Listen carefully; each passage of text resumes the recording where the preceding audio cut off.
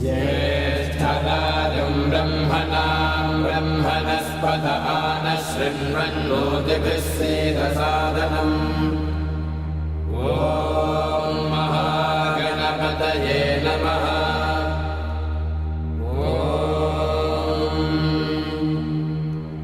भद्रं कर्णेभिः शृणुयाम देवाः भद्रं पश्येमाक्षभिर्यजत्राः स्थिरैरङ्गैस्तुष्टुवागुंसस्तनूभिः विषेम देवहितैर्यदायुः स्वस्ति न इन्द्रो वृद्धश्रवाः स्वस्ति नः पूषा विश्ववेदाः स्वस्ति नस्तार्क्ष्यो अरिष्टनेमिः स्वस्ति नो बृहस्पतिर्दधातु।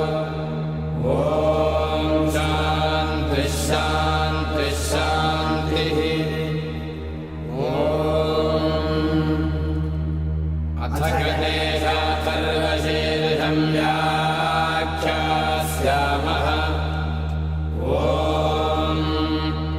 नमस्ते गणपतये त्वमेव प्रत्यक्षं तत्त्वमसि त्वमेव केवलं कर्तासि त्वमेव केवलं धर्तासि त्वमेव केवलं हर्तासि त्वमेव सर्वं खल्विदं ब्रह्मासि त्वं साक्षादात्मासि नित्यं ऋतं भस्मि सत्यं भस्मि अवत्वं माम् अवभक्तारम् अवश्रोतारम् अवधातारम् अवधातारम् अवालोचानमवशिष्यम् अवपश्चात्तात् अवपुरस्तात् अवोत्तरात्तात् अवदक्षिणात्तात् अवचोर्ध्वात्तात् अवाधरात्तात् सर्वतो मां पाहि पाहि समन्तात्।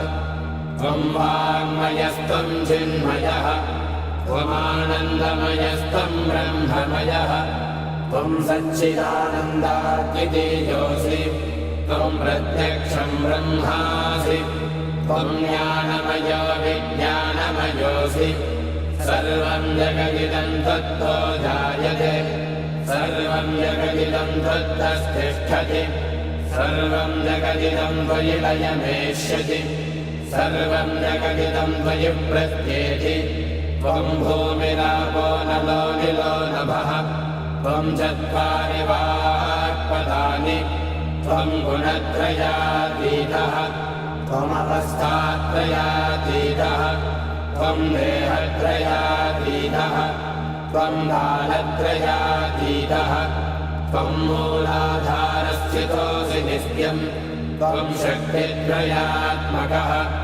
त्वां योगिनो ध्यायन्ति नित्यं त्वं ब्रह्मा त्वं विष्णुस्त्वं रुद्रस्त्वमिन्द्रस्त्वमग्निस्त्वं वायुस्त्वं सूर्यस्त्वं चन्द्रमास्त्वं ब्रह्म भूर्भुवस्सुवरो गणादीं पूर्वमुच्चार्य वन्नादीं तदनन्तरं वनस्वारः परतरः अर्धेन्दुरसितं कालेन रुद्धम् एतत्तव मनस्वरूपं गकारः पूर्वरूपम् अकारो मध्यमरूपम् अनुस्वारश्चान्त्यरूपम् बिन्दुरुत्तररूपम् नादः सन्धानम् सगुंहिता सन्धिः सैषा गणेश विद्या गणकऋषिः विसृज्गायत्री छन्दः श्रीमहागणपतिर्देवता ॐ गं गणपतये नमः।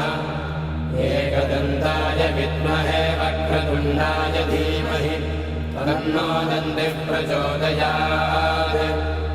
एकदन्तं चतुर्हस्तं पाशमङ्कुशधारिणं रदञ्जमलदं हस्ते बिभ्राणं मूषकध्वजं रक्तं लम्बोदरं शूर्पकर्णकं रक्तपाशसं रक्तगन्धानुलिप्ताङ्गं रक्तपुष्पैः सुपूजितम् भक्तानुकम्पिनम् देवम् जगत्कारणमच्युतम् आविर्भूतम् च सृष्ट्यादो प्रकृतेः पुरुषात् परम् एवम् ध्यायति यो नित्यम् स योगी योगिनाम् वरः ॐ शान्तिः शान्तिः शान्तिः।